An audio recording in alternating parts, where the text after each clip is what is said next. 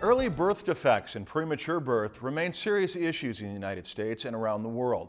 The March of Dimes organization once again held a March for Babies event over the weekend in Bemidji, hoping to raise awareness of these problems and gather funds for research.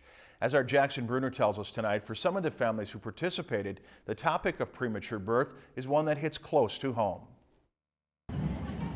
The March for Babies in Bemidji consisted of teams of families, all of whom walked to raise premature birth awareness.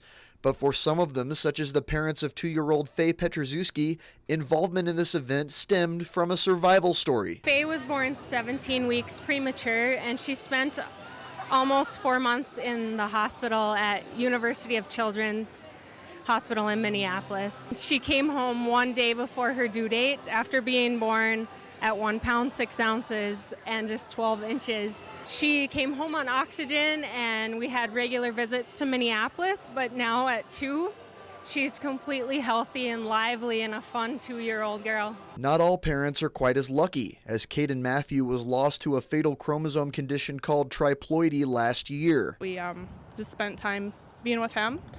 We got to have him with us for about 24 hours or so, and just got to meet him, and so it was really nice to be able to have that moment. The importance of these issues brought U.S. Senator Al Franken to the March for Babies, an event that he said was personal for him, too. I have a grandson who is 22 months old, and I was lucky to be able to hold him in my arms 30 minutes after he was born.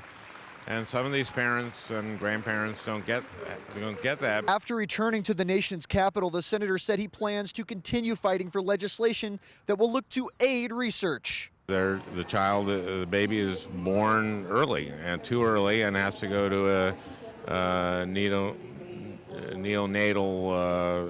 intensive care unit, and maybe for weeks and months.